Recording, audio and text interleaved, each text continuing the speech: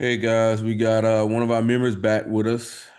He's been questioning his personality type, so we're here to clarify. Man, we'll just completely start over, man. So how you been and how's everything going? I'm doing well. How about you guys? Pretty good, man, pretty good. What do you think are your strengths and weaknesses? Strengths and weaknesses. Strengths probably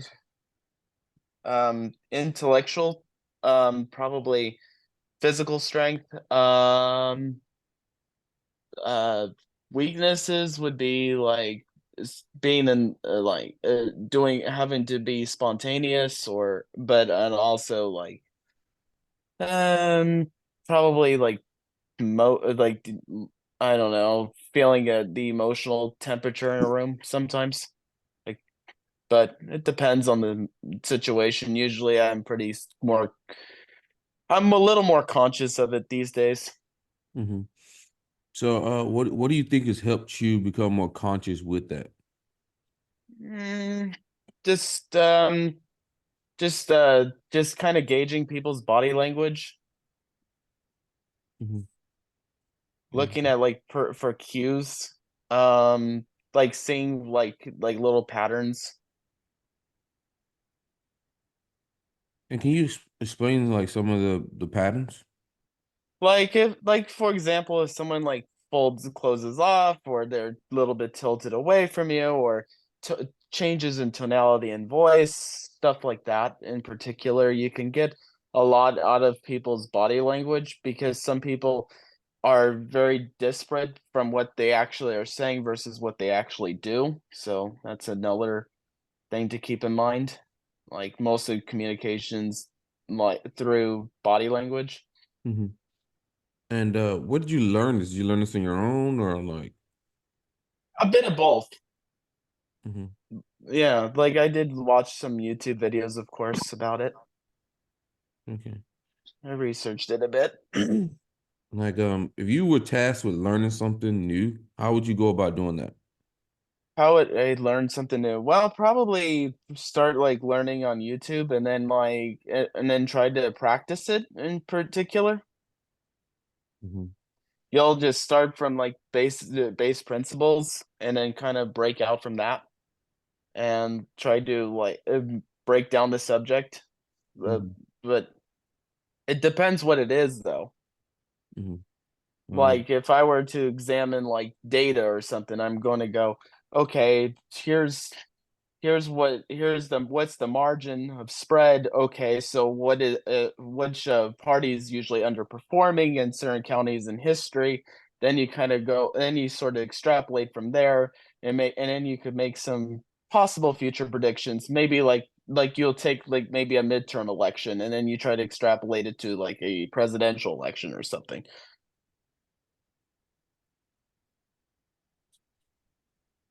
Okay. Uh-huh. Tom, same thing. So I mean, I guess the whole thing about like body language. So like, do you feel like you had like some kind of like natural skill for it, or because like I mean, you said you kind of said both, but then you said like you watched YouTube videos and you've kind of like studied about it. Mm, no, I don't have a natural skill for it. It was something I developed. Okay, gotcha. Okay. How do you handle conflict, man?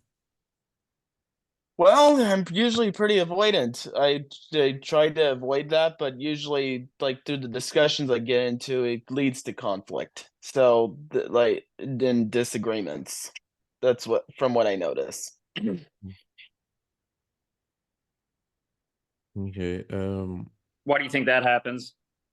Because, like, you get into some deep philosophical musing and you're challenging people's core identities and principles, and then and people react virulently when you do such a thing. I mean, that's like questioning their core identity. I mean, no one wants to be questioned.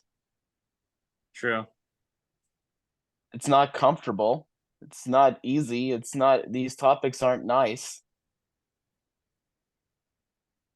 Okay.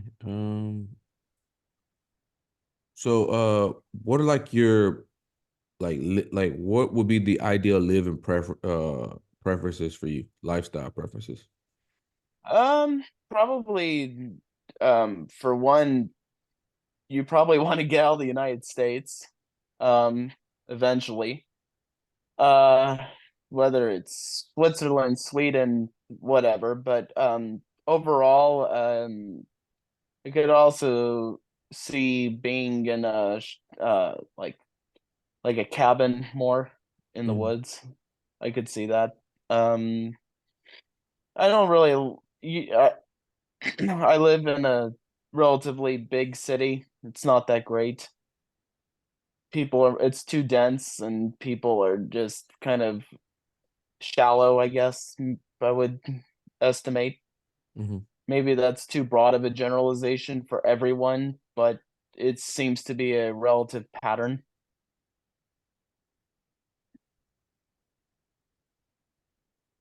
Okay.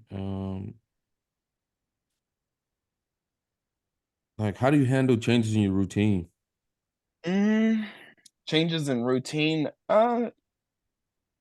I think actually with routine, I think I'm not really really routinized. I do think I do try to maintain like like certain agenda for the day, but no, I don't like have like a specific time I go to bed or anything like that. So it usually doesn't shift much. I do have a hard time with like, oh, I gotta be here, and like I just don't feel like being there or going to something. There's like a dread of it, and people want you to be friendly, and you're just not really in the mood.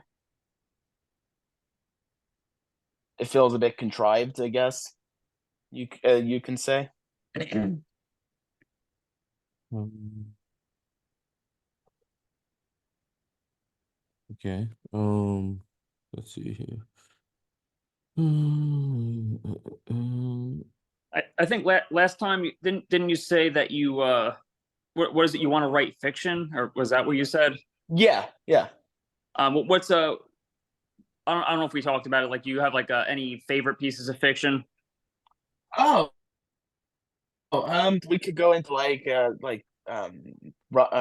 Robert Heinlein's work. I like his. I like Dostoevsky, David Foster Wallace, Infinite Jest. Beautiful book. The Great Gatsby. Let's see. I can name so many. Mm, of Mice and Men by John Steinbeck. That's a good book. The beautifully written. Um, um, I loved Catcher in the Rye. Though that was a that I could relate to that on some level. Just the alienation and just feeling lost within your own space. Hmm. Um, I could there's so many books that just traverse through the lens of reality, and you could see yourself within these characters, and you could sort of explore these deeper themes through your life, and you see these reoccurring patterns within it. So you get a broader view of life through that. Gotcha. And other than what you already said, like what can you say about Infinite Jest? What do you like about Infinite Jest? Explores the realms of addiction, just explains just the amount of guilt, shame, and these people coming together in this halfway house, and just these sort of reoccurring patterns in this like Serpinski gasket sort of manner, where everything just sort of comes together, and you just sort of see this story unfold and unfold, and it takes a while for it to warm up, but it's just one of those books you just get sort of pestered, but also you find it in a way like a testament to being against entertainment itself and choices within entertainment. Being against entertainment? What do you? Like just like cheaper, more shallow forms of entertainment, like being captured by these um TP boxes as the story went. Okay, Yeah, and like it explored themes of entertainment addiction, like shallow forms of entertainment and whatnot. I don't gotcha. want to I don't want to give spoilers. Yeah, I know. It's a what's David Foster Wallace. He was supposed to be. He was kind of like the culmination of like postmodernism. So I've never haven't read his work. I mean, but I'm kind of interested, like in seeing what he did exactly. Um, Yeah, I don't know how many words he just created. Okay. Yeah. Yeah. Uh, are Very you joy okay? very Joycean, I should add. Joycean, yeah, I could see that. Yeah. Yeah. Okay.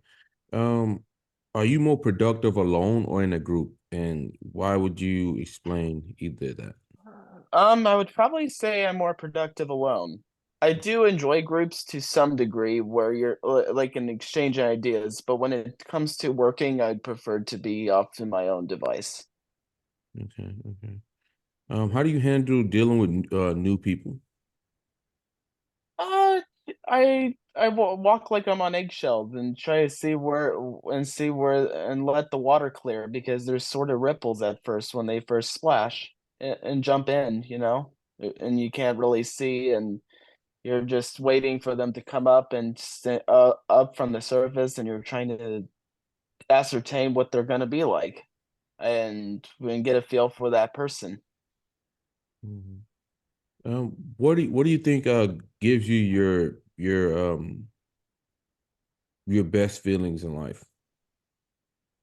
I think like intellectual stimulation, close connection, um, having deeper discussions, probably it's having some achievements, like getting things done along this like power process sort of thing where you're molding something in your environment and you're not just reacting to it. Okay. Okay. Um. Um.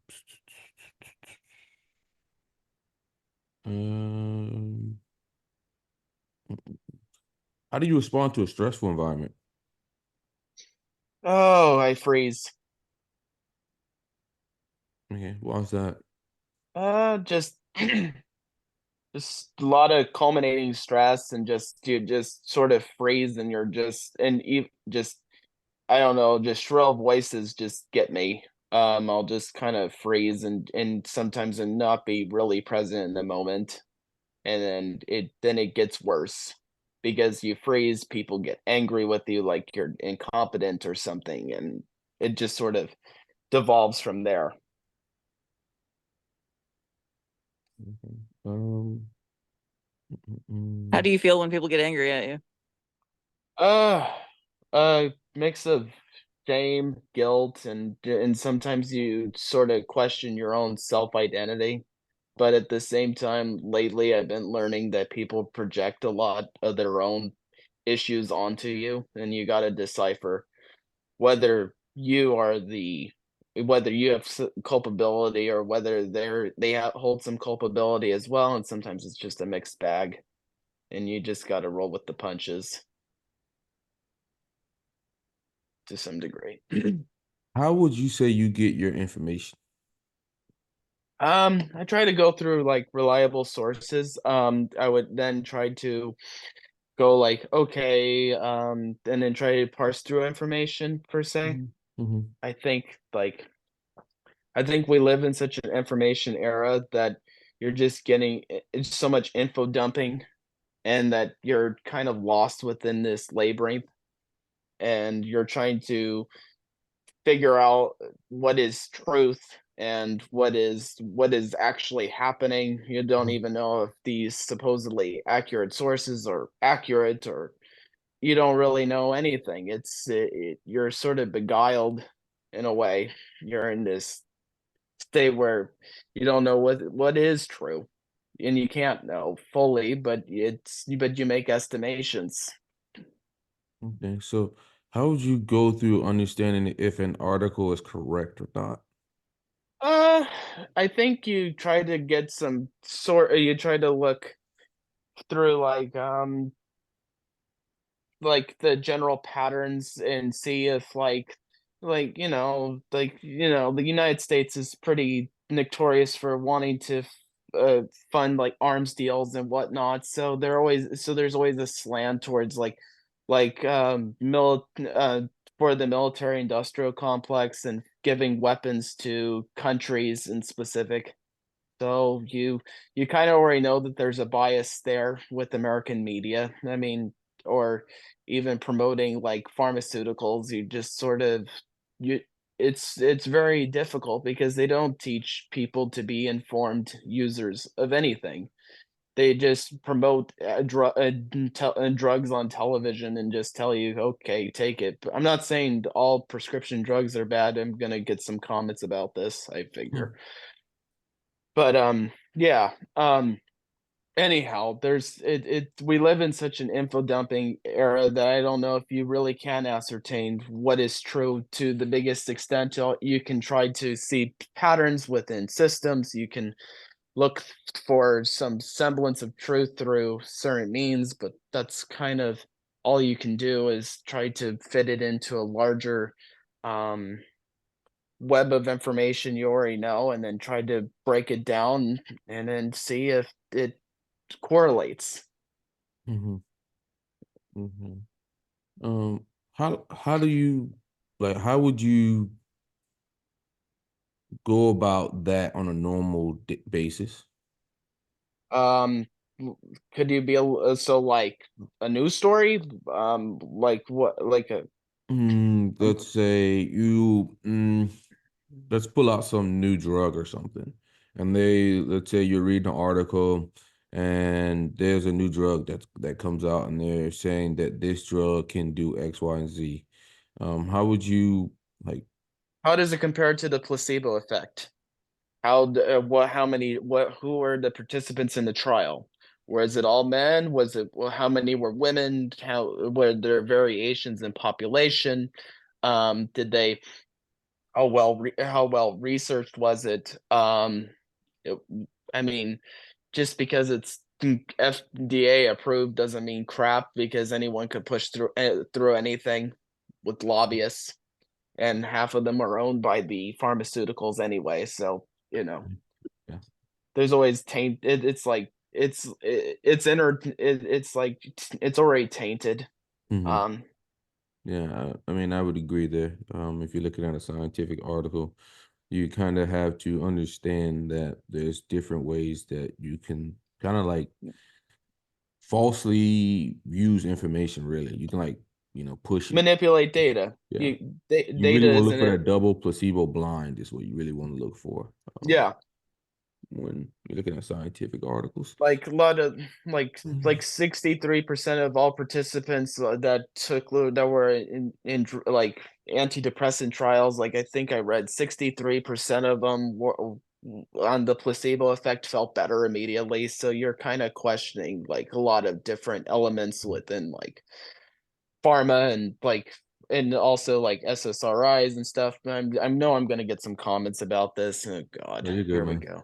No, I think it's I already hear the people with their keyboards just typing away. I mean, I don't think most people are even adequately able to Yeah. assess scientific news No, but I'll there, get some so person saying that they did that their life changed on SSRIs, and that's great. I'm not against them. I have no personal animus. I'm just saying overall that there's a lot of biases and that a lot of information people are trying to skirt through is um inaccurate probably, and even the companies that are supposedly trying to test the efficacy, like these agencies, aren't that great either. They're all kind of bought off too, so it's kind of like it's just one big giant wheel, mhm, Pretty much. just a cog. yeah, yeah. Um, Fucking scam. Yes, that's what I'm saying. You Well, you a already lot of can times hear it the goes down to keyboards. reproducibility as well, right? You don't want to just Yeah. go with one article. You want to go and try to like see if there's other studies that prove the same thing. Because if it's just like one motherfucker like proving something, like I don't Yeah, know. like I'm not saying go trust Andrew Waylock or something. I'm not telling you to believe autism's caused by vaccines, but I'm just saying you can parse through information, and I don't think that these bureaucracies within the government are necessarily objective. I think that there's a lot of institutional bias. I'm not now that doesn't mean I'm like some wild conspiracy theorist. That's just kind of common sense. Okay. What did you develop your thinking? Can you explain that? My thinking in Yeah, terms of what? like your And thinking what ability, or like where do you think it derives from? I think I've kind of had it all my life. Hmm. Um, just you're as a kid just thinking about what the future is going to be, what you're going to be like when you get older, what your life is going to look like. Hmm. You're picturing it in images, whether you're I don't know, you always have some sort of image of some higher modal sense of yourself, Hmm. Yeah. like what you aspire to be, Hmm. level of purity involved, and some level of and also some level of power, I guess, like being the best at in some particular domain. Okay.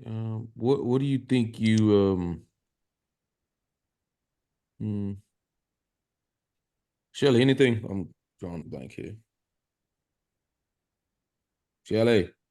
Can you tell us about yourself, like as a kid, how you were or and things you enjoyed doing? Oh, okay. um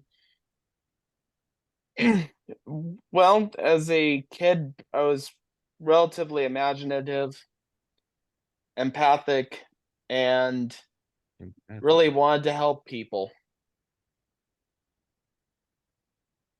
Like, I'll give a there was a kid at my school that was suddenly acting up, and um, he was he was choking some kid, and they got in a skirmish, and he just was acting up. And one time I asked him what was going on, and he went, my parents were getting a divorce and all that. And I figured out a correlation that also that a lot of the bullies at my school were in broken homes for the most part, or at least their parents were separated.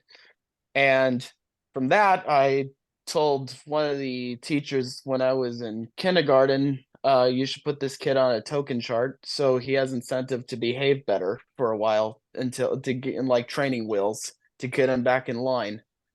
And ultimately they took my advice and it worked out for him. Um, but that's stuff I remember. Did you ever get in trouble with your parents or at school? Rarely. I was very afraid of it as a kid. Why? Why? I just didn't like being in trouble. I didn't like the confrontation. I didn't like being hassled. You don't like being confronted. You don't like being known as bad. I think these things are very hard for someone to stomach.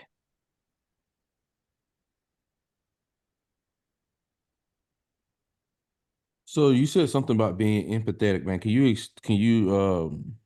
extrapolate on that? Like Like, I think I don't know if I used it in the real um definition of FE or not. I'm not here to debate that. I do mean that I genuinely feel bad for people or have a sense of compassion. I do like to help others if I can. Sometimes I give unsolicited advice. I was known for that. But overall it was more towards um I saw a pattern or you see like a reoccurring theme, and then you want to help correct people and get them more on the right path, I guess. Just part of what I've always been like. I don't know if I'm as much these days. I don't feel like helping everyone as much as I don't feel as compelled. Okay. Okay. Um, Tom, same thing. Um, can you like can you think of like maybe like a challenging experience or like adversity that you faced, like how you got through it? Oh, wow. Hmm. It's hard to pick from. A lot of challenges. Um,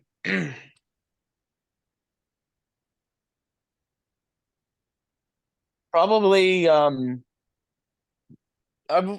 like in terms of just I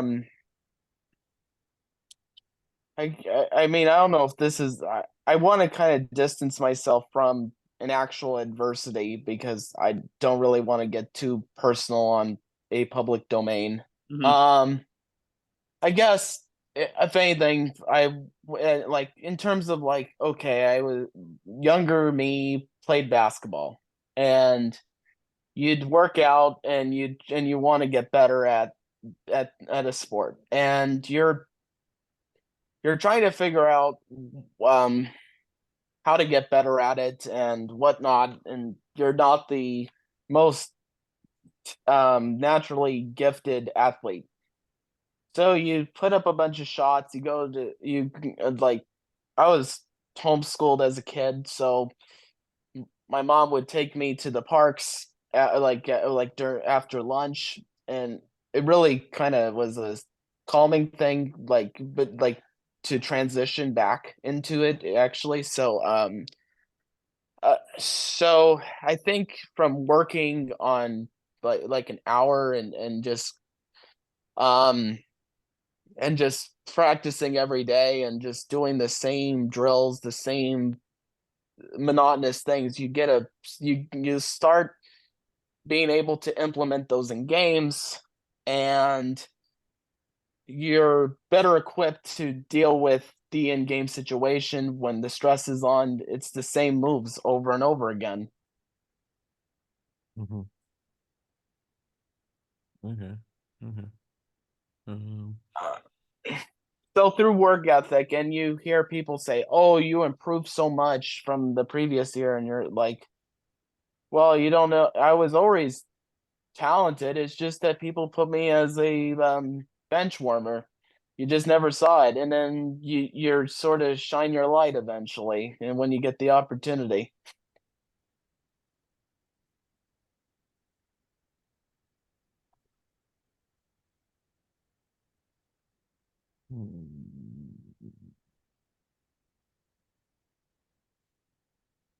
how do you deal with authorities? How do I deal with them? Yeah, what's your take on them? I mean, I'm not just randomly challenging people, unless it's like a real moral disposition. I'm not just lodging spears. I'm not going to cross my bow. I'm not going to just do that for no reason. I do it strategically. I don't just do it for no reason. But yeah, overall, I mean, if if they are if they're tyrants, you try to nullify them, and but usually when you do so, you'll probably lose. Is the reality of the situation. You're probably not going to look like a hero. So you have to get over that part. Mm-hmm. You're no one's savior. And I mean, if you want to look at a metaphor, not that I'm particularly of this religious bent, they put the most perfect man on the cross. Do you think that was? And if you look at that metaphorically, that's life. They you the greatest people in history get killed. You don't get rewarded. It is a self-sacrifice.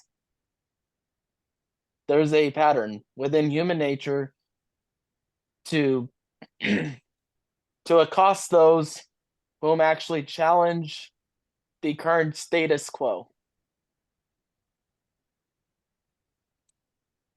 Yeah, that's true. Or even impose a greater morality. Or challenge systems. You're not good. It doesn't come with praise. You're not looked at. You're not going to be. It's not. You're not going to be flattered with gifts, and that's just life. If you want to live as a ethical person, Okay. Where do you get your sense of morals or ethics from? And I've have they always always had been? them. Can you explain? Um, I. It's hard to explain. You just have the inner sense of what is right and wrong. You don't really there's like a moral constitution within you. You don't have much of a choice. You're not you're almost impinged by it because you want the world to work a certain way, but it doesn't. It's very conflicting. It is, I mean, I don't know, it's like confronting the dragon, like in any mythical story. Except there's probably nothing on the other side. No real reward. So how do you deem something right or wrong? It's I mean, it's like, how do I describe a chair? How do I describe anything? It's just a placeholder. It's just I can't. It's like asking me what is justice. I don't know. Socrates people try to give Socrates a definition. It's just a inductive statement. It's you can't describe what that means. It's like I make inductions about what a chair is. I mean, I mean, I could sit on a rock. I don't think most people consider it a chair, unless, but I mean, I guess you could. But I'm just saying, I think we just have language games, like Wittgenstein would say. Thomas, anything? um, I don't know if we talked about it last time, but where do you see like humanity, the world, like where do you see it going? Ah. Well, it's a funny thing. You think it's going to go off the rails, and it sort of self corrects in its own way. Um, Empires falls, kingdoms rise, cycles go on, seasons change. You see it all the time, and I think, and it's just a sense of entropy, and it just comes and goes. Things change, things fall, rise, species die out. I mean, 99% of Earth species have been eviscerated off the planet or off the Earth. I mean, it's gone evolutionarily extinct. You think about oxygen as a poisonous gas that killed most of the species on Earth that were once present. It's just a cyclical game. It just emerges over and over again.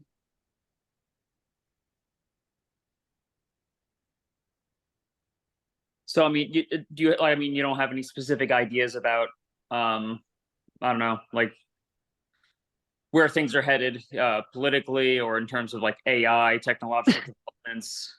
Um, I think I well you it was asked to me to ascertain what AI was going to be like in the future. Since that interview, you I've done some reflecting on that answer I gave. Um, you you have to look at AI as a system within itself. You can't denote what it will do. That people will ultimately decide. AI could become conscious and too powerful, and could probably tap into some nuclear code.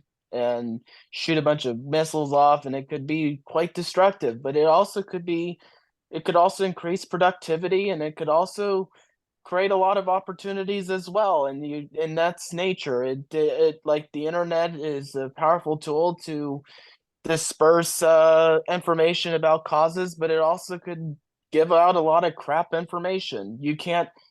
It's it's an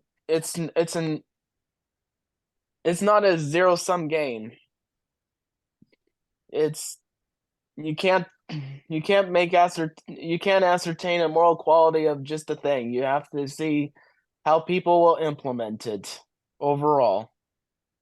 But maybe a stupid question, but like when people use this phrase like zero sum game, like what does that mean to you when you say it's not a zero sum game, or what is that? How would you define No that? one win, no one really it's not just one person wins. It's not just this group wins, therefore these people lose. Life is a little more complicated than that. To be more specific, it doesn't mean AI doesn't have to mean that everyone loses their jobs. I think if governments work to put regulations in place to put some protections for workers, it could be ultimately sustainable. But it has to be implemented. Some relative regulations mixed with the power of innovation, which can lead to further progress within society and innovation in all sorts in tech and space, and we could shoot towards understanding the universe even broader if AI is used correctly, and that can lead to us going through wormholes and exploring other distant galaxies and and being a multi-planetary species. Okay. What's your thought on colonies, like humans and colonies in space, and how long I think go on. Sorry. and how long do you see for that as a actual thing? Well, I can't put a timetable on it. That depends on tons of factors. I mean, the government, if they spent more money on NASA, if they spent a little more on NASA instead of blowing up every other country in the world or funding some arms race or backing probably some jihadist or some freaking uh, proxy war, we could be a planetary species in all likelihood. We could be venturing Mars and exploring wormholes and going into the distant galaxy. There's a lot of possibilities, but the problem is we're contained to this little rock we're on, and we're so stuck in the minutia of everyday things. We're stuck in our own shit.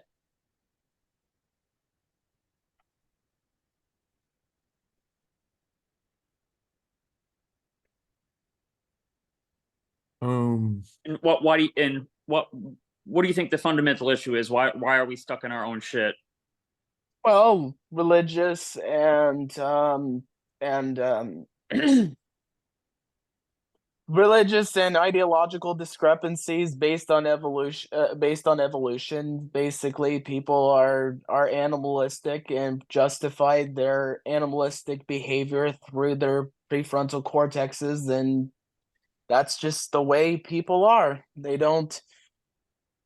People aren't as evolved as we think we are. We're quite hubristic. We think we have this high capacity for thinking, but really we're just a bunch of primates trying to have babies, and we're trying to promote our ideas.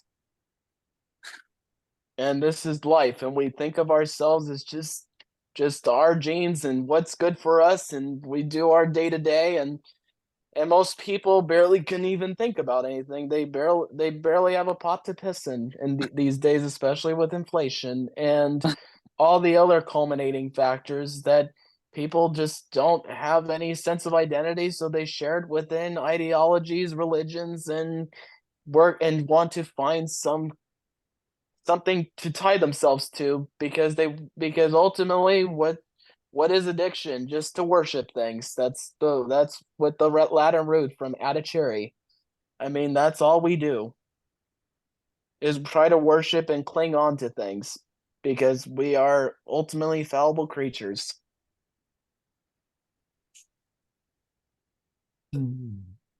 What do you see your main focus of life? What is your main focus of life? Well, I mean, it's gonna go back to the primal evolution. Drum rolls. I mean, Every having a fucking terrible career, jokes. having a career, uh, having a Effie and career, period being jokes. Fucking terrible. a, Always they're fucking terrible. they're great. Fucking terrible. They're But great. so what do you see your main purpose of like life being? I mean, being a writer, being a dad, being a good husband, those are kind of like the ultimate, the penultimate of life. Yeah. I mean, those are the ultimate things you can aspire to be. I don't think that there's too much higher aspects of self. I mean, unless you devote yourself to some cause like I don't know, becoming an interplanetary species or some broader civil rights movement, I relatively doubt you're gonna have that much damn impact beyond that.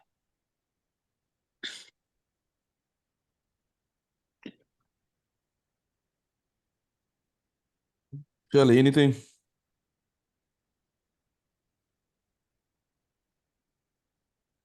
Shelly, anything? Shelly. Yeah, sorry. If you woke up in a forest with no phone and nobody around, what would you do? Get Thomas face. What would I do? At first you'd look at where you're at, where the sun is, where's west and east, and then you sort of decipher, okay, how far about am I in the forest? Then you go, okay, then I'm going to figure out a plan to either survive, maybe what materials, or how long can I survive in the woods? There's various questions you can ask from that, but ultimately what ultimately matters here is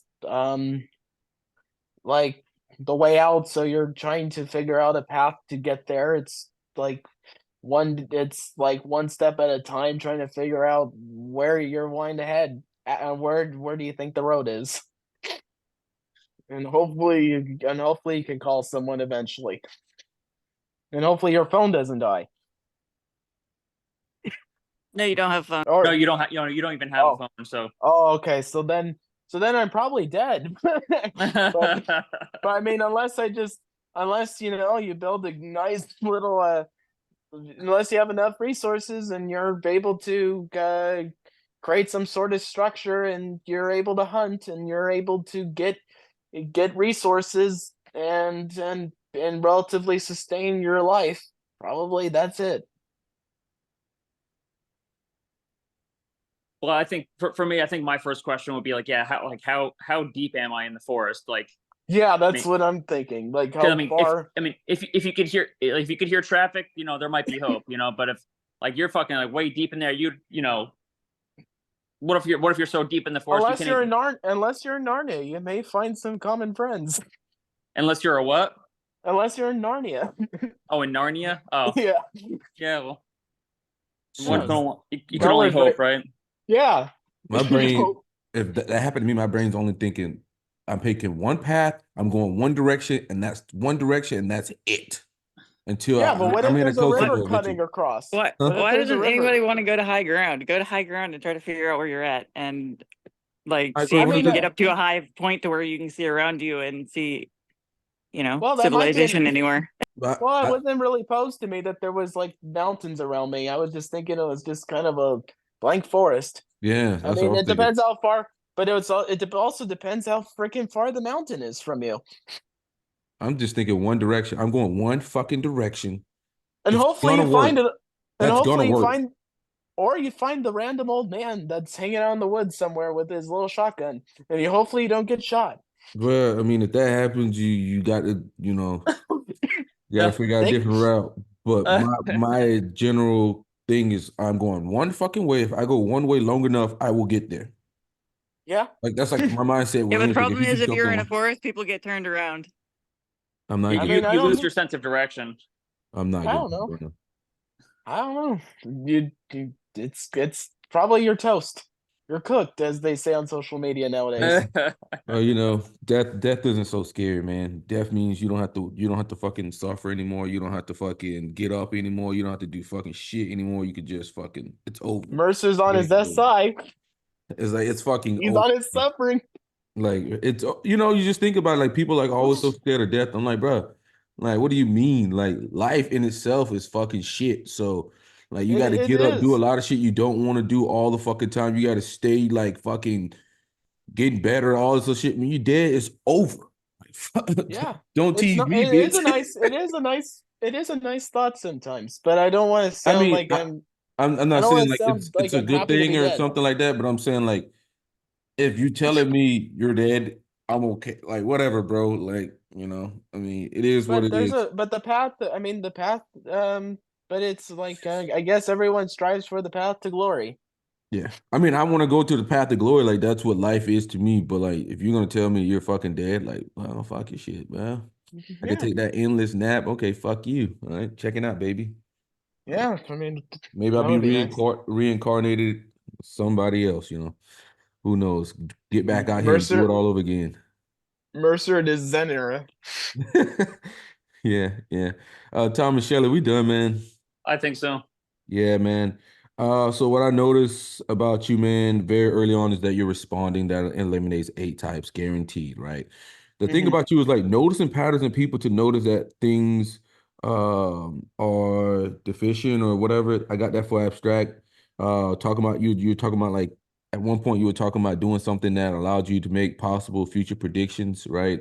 No one wants to be questioned. I hit that for any there. Reluctant patterns about people in large cities. I hit that for any. Again, you were talking about the patterns. People want you to be friendly. I hit that for any. Seeing reoccurring patterns in books. I hit that for any again. Reoccurring patterns again and again. You kept doing it over and over. You talked about empathetic for a little bit there. I hit that for FE. You devised a system to help children, right? When you help that child when you were a kid. Yeah, That was very systematic.